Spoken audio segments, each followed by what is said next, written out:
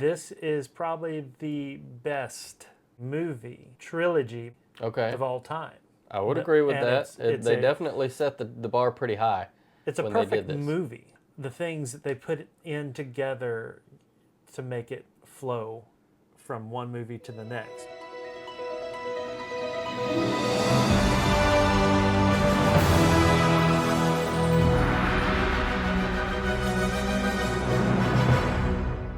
Hey, and welcome back to The Screen.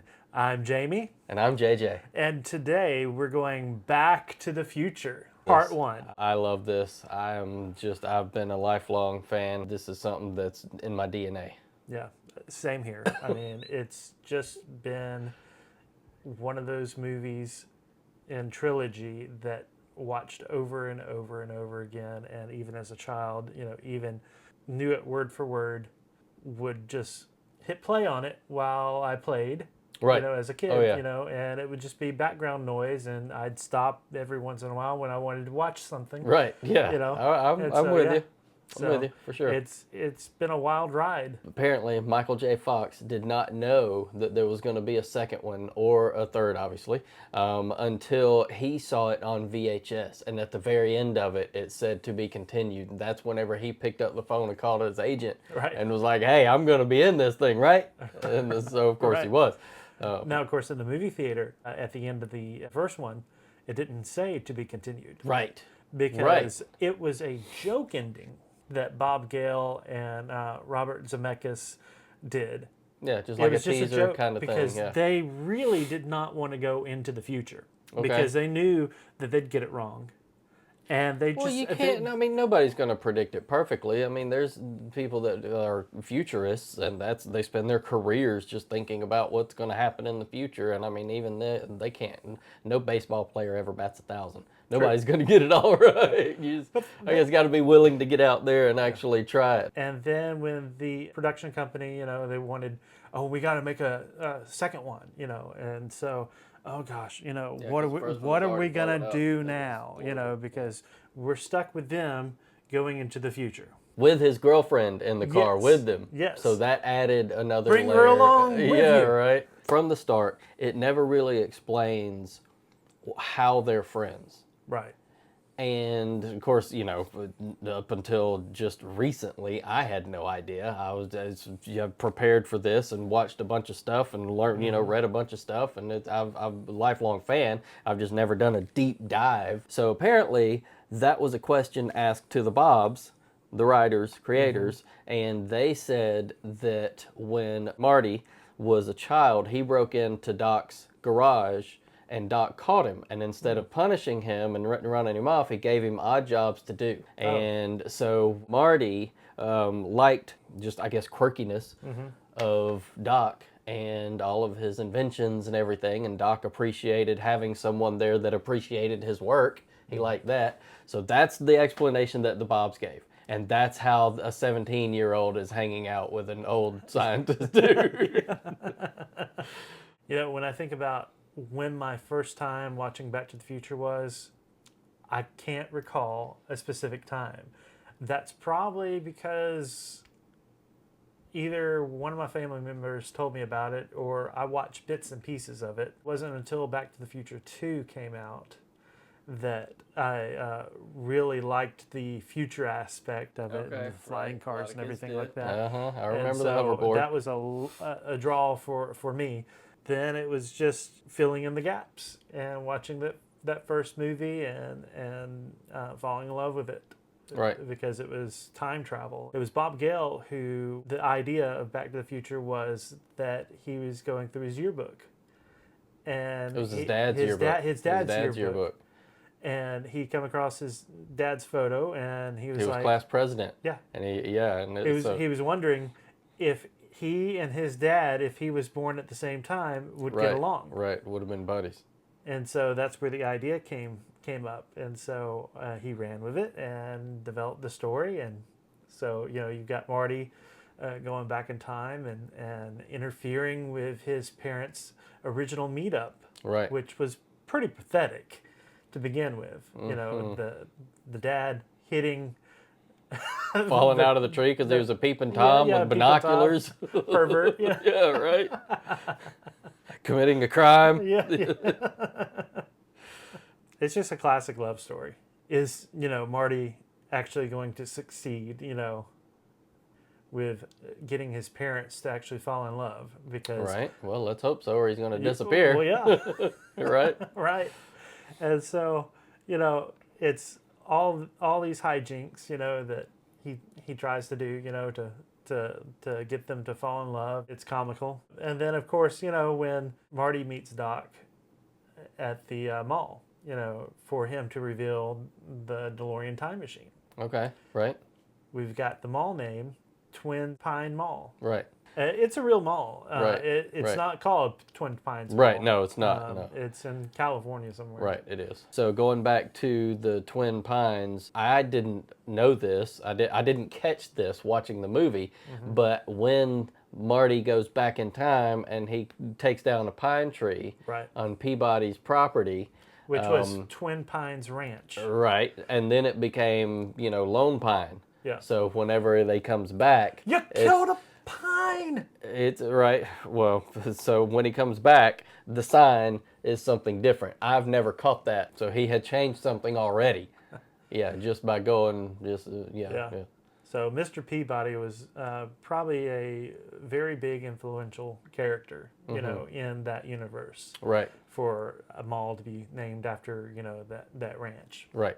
The Bobs were amazing at writing in all these layered Easter eggs throughout the entire movie and through the entire trilogy. There's so much to unpack. I know I'm going to miss some stuff thinking about it and talking about it. I have a lot of love for this franchise, especially this movie. Yeah. It takes a lot of viewing, and Right. even years afterwards, there might be something that you totally missed, especially now that it's on 4K now. All the details were there, and so I could find so many. I wouldn't call them mistakes, but I could find where the stunt doubles were. They never intended, I guess, for these movies to be that clear. They were expecting, okay, you see it once on a movie on a movie screen, and Right. so you have even the VHS. It wasn't as clear as television is today, or movies today. And so to really look at these scenes, it was kind of a disappointment, a little bit. I think at the very end when they were trying to do that joke ending, when the DeLorean pulls up into the driveway and the garbage can falls over, and Missed diffusion. and you see through the window, it's the stunt driver. Okay. Definitely, because it seemed like they didn't even try, with a wig. The hair was like Einstein.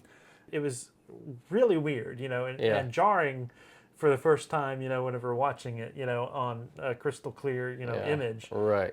And so some of that. Because it's like blatant. Yeah, it's very blatant. It's like, hey, wait, that's not Doc. Right. What's going on here? Yeah, I got you. Yeah, it gives it its charm, and that's how they did movies back then, and Right. now you can, slap on CGI over it, or even probably AI now. Oh, yeah. That's And so it wasn't going to be that charming, and it wasn't going to be that funny because originally they cast Eric Stoltz to be Right. Marty, and they filmed for 6 weeks. And he was the method actor. He only wanted them to refer to him as Marty on set. He would not respond to his name. Yep. And he didn't have the comedic presence that they wanted to make it. So they decided he wasn't Marty, and then ended up letting him go. And of course he walked away with a check. So I mean, cry me a river. I think they said that it was like $600,000 or $700,000 or something like that. That's a good check. Yeah, that's a good check. Yeah. It just wasn't working. They had to let him go. I remember hearing that Tom Wilson, who played Biff, he was talking about when they were in a confrontation on screen, Marty and Biff. Pushed him hard enough that he almost broke his collarbone. And he's like, hey, Marty, it's a movie. Right. Back off. Yeah, I'll bet. Yeah. Kind of like that, Yeah. because he wouldn't hear any other name but Marty, Right. you know. Right. Which I think you can, as an actor, carry that too far. Yeah. You know, for sure. especially with the method. For sure. There's a time and place for method acting, and I think I'm going to bring Batman into this, Why not? but in Batman Returns, you know, Penguin, you know, Danny DeVito, Right. he was, I think, doing a little bit of method acting as well, but his method acting was he would remain to be scary and penguin-like, but he wasn't entirely rude. And I was thinking back, and I misspoke earlier. So the 600,000 or 700,000, that was when Crispin Glover sued. Gotcha. Because in part 2, they used his likeness, yeah. and he had to sue them because there wasn't a precedent about that at the time. Jeff Weissman, I So think, was his replacement. So anyways, they tried to use his likeness in part 2, and so he sued, and that was the amount. That was the settlement out of court. Was that's from what I saw reported, and of course that it could be totally false. He's Who still knows? crying about it. Well, yeah, I mean till it's. today. I mean, they steal your identity and try and mask you as someone. But it's a character. It is a character. It's a character. But I mean, anyways, moving on. Yeah. It's a character. It's the character performance that they wanted, and so that's what they did for 2 and 3. You know, Right. and so There are so many layers of this movie that tie in with pop culture, and when he's going in asking for a Pepsi, he wants a Pepsi free, and of course that was it, and then he wanted a tab. it was a drink called Yeah, Pepsi it was a drink. Free. Yeah, there was briefly.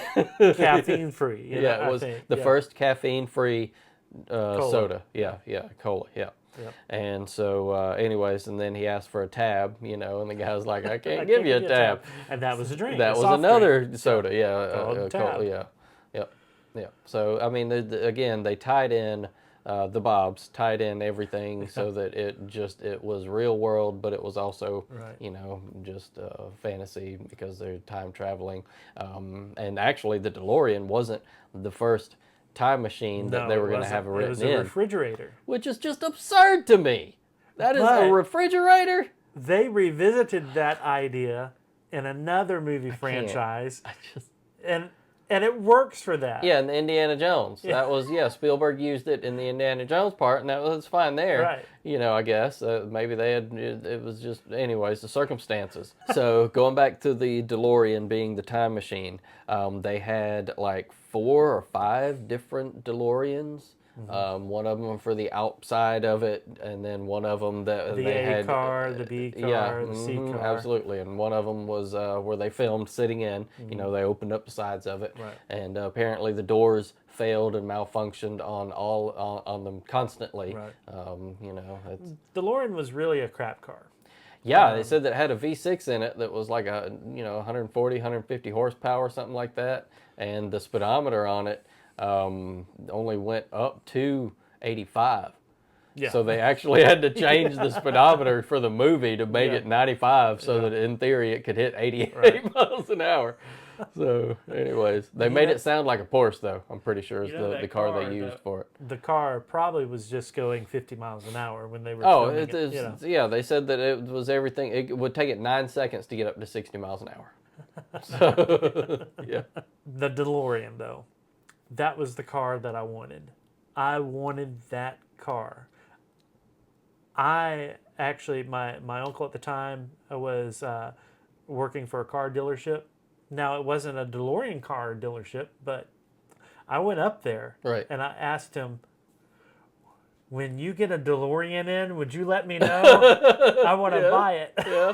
And he's I think like, at the time they okay. were retailing for like 26, 27,000, which Right. would be like 70 grand nowadays. Now it's probably 60, I don't know. 90,000 Yeah, to even buy one. easily. And there's actually a DMC DeLorean part business out there that you can build your own DeLorean.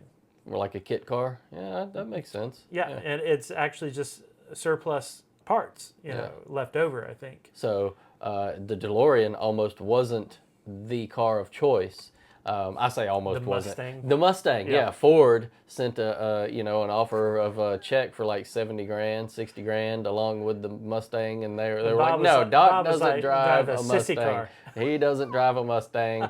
He's driving a futuristic looking car, the DeLorean. Right. The stainless steel and The doors just the came the up. gull wing doors. That was what I fell in love with the most, was the gull wing doors. And gosh, I wish I had the money today, to buy a DeLorean and to actually hire some of these guys that had restored the original A car, make my time machine, Gotcha.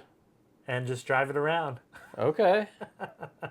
But yeah, one of the things that they did in the beginning of the movie was they established Doc Brown's his home. Yeah. And Home base. so he had a ton of clocks, a ton of different type of clocks, antiques and So I mean the automatic dog feeder and everything. yeah, and so you go through the clocks, and then it foreshadows what's going to happen at the end of the movie with one of these clocks, Well, because it shows his obsession with time. right.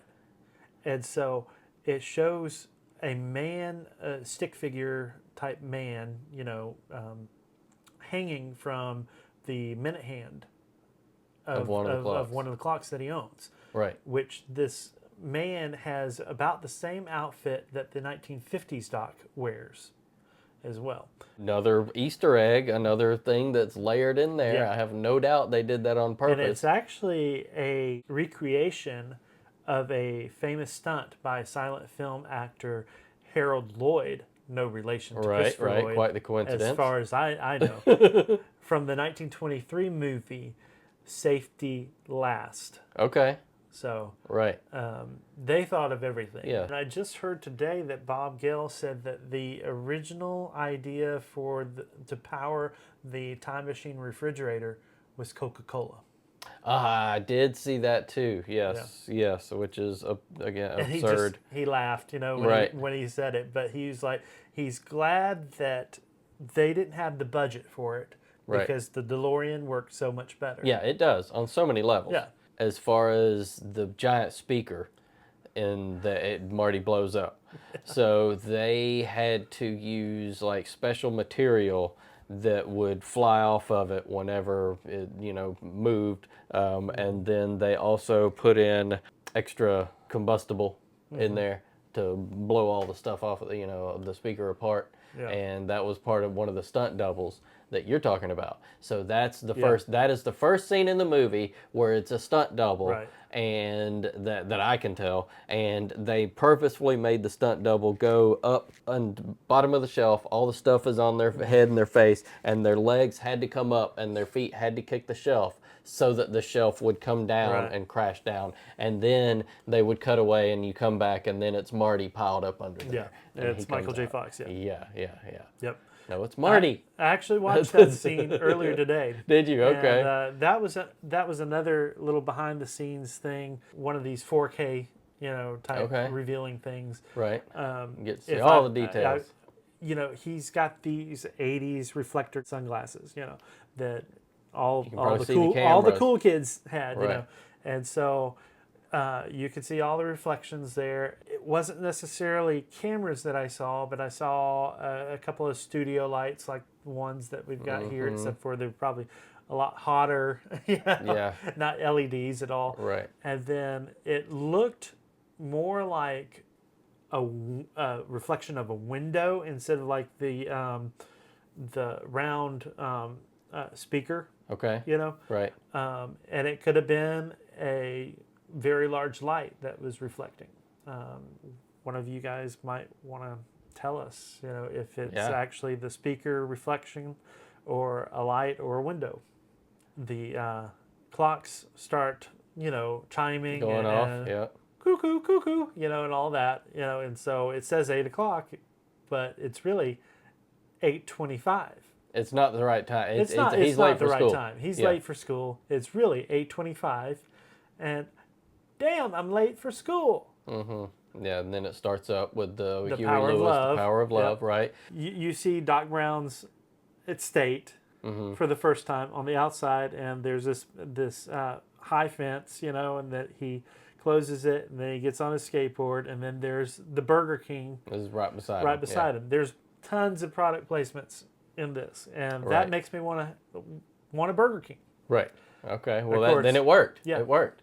So going back to the Huey Lewis Power of Love, the studio wanted him to write a song or the help with the soundtrack, and he was like, "Hey, I'm a rock and roll guy. I don't do soundtracks and stuff, for movies." So he's told them that the next song his band made, they could use for the movie. And it happened to be The Power of Love, which didn't have anything to do with time travel or anything like that. I mean, it ties in certain ways. Yeah.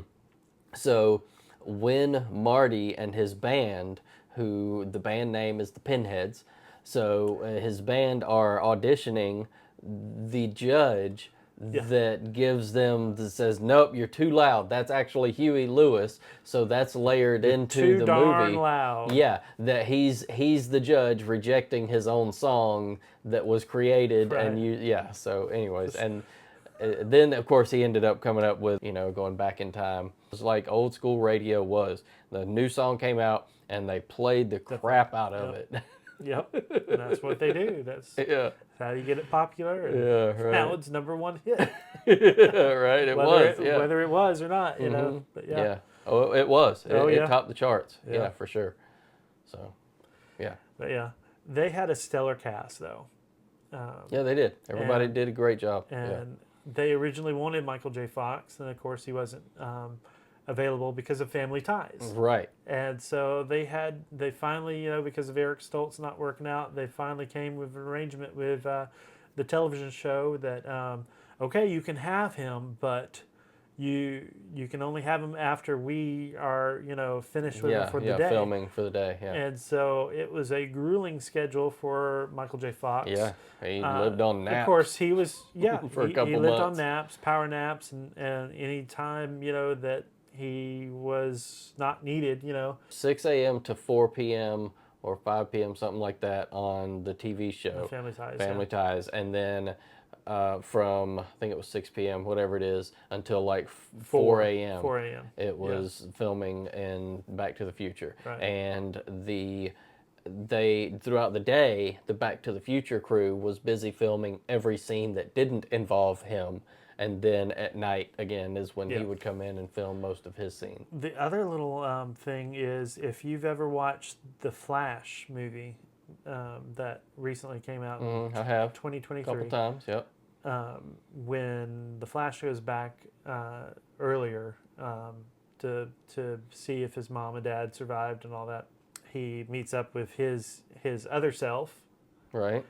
And they kind of run this joke into the ground, though, too much. But they bring up, since Barry had altered his history, he also it was a ripple effect into the movie world as well. Right. And so Michael J. Fox was never...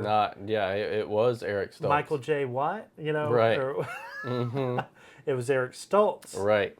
That was the star Marty of Back to the McFly, Future. yeah, And that was yeah. Marty McFly. Right. And so Eric Stoltz, my boy, or whatever the line was, such a stellar performance. So as far as when Marty goes back in time, and he, of course, bumps into his dad and saves his dad from getting hit by the car. And then he is in there. So throughout the franchise, he adopts different names. Yeah, right. So in the first one, it's, his underwear, Calvin Klein was the manufacturer. Why do you keep on calling me Calvin? Calvin, yeah, it's on your underwear. It's on your underwear. I never seen purple underwear before. Calvin. Yeah, right. So he's at the house, and he's recovering, and at the dinner scene, and he talks about it being a rerun, and they're like, "Hey, what's a rerun?" Yeah, and so fun fact is the date of the movie is actually like 2 or 3 weeks ahead of when that episode actually aired in history. Oh, okay. So they were for real futuring it up, but on layers of futurism whenever, he was in the past. Skipping back, so at the diner, whenever he meets his dad for the first time, and he's talking to one of the employees at the diner who's mayor in the future, in 85. And he plants the seed for him to be the mayor. In this movie, we have Claudia Wells, who plays Jennifer Parker. Okay. And so she was Jennifer, the original Jennifer. And of course, she could not do the sequels either. Right, because her mom was ill. She was taking care of her mom. So Elizabeth Shue filled in. Right. And say what you will, but I like both of them. It would be fun to see Claudia, see what she would have done differently in the second and third movie. Because it was a different actress, Jennifer wasn't in a lot of, Back to the Future 2 or 3. Right. Because they knocked her out, and then they left her, minimized her role in the alternate timeline, saying that everything will transform around her and she'll be just fine, right. once we set time correctly, All these actors and actresses, they're wonderful people. I've only got to meet a couple of them at our local Comic-Con. They were having a blast, at the tables autographing, and they would just jump up and just perform for people,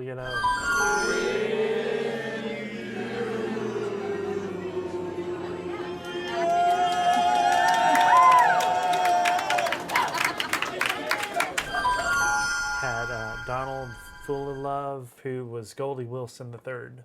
Okay. The mayor. Okay, right. And then you had Harry Waters Jr., which was Marvin Berry, the guy, Earth Angel. Right. And so also Claudia Wells was there, and Jeffrey Weissman, which he played the George McFly for the second and third one. Okay. And they were fun. Yeah. And I bet. Actually got a few things from them as well.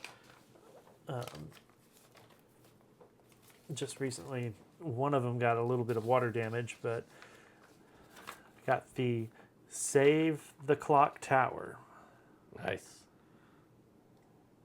And then on the back, Claudia Wells signs it with the classic I love you 555-4823. Love Claudia Wells, Jennifer Parker, the original. Oh gosh, Leah Thompson was there as well. She is a sweetheart. Okay. I can see that. She is even as beautiful today as she was back then. And so here she was able to sign this for me. Here is the autograph of Goldie Wilson. To Jamie, thank you, Citizen J. So we got that right there. Looks like you got a few other props. Match Made in Space. This is the book by his dad. By his dad. Yeah. A Match Made in Space. It's got his by picture George on the McFly. back. Yeah, just like in the movie. The spine here. You've got his picture. I wonder if he gets money for the residuals. Probably not.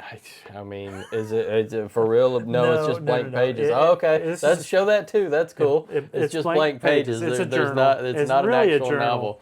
Oh, it's a journal. Okay, or I got it may be, That makes sense. that it's whatever the future is. Hey, it's make your own adventure. Words may appear later. Yeah.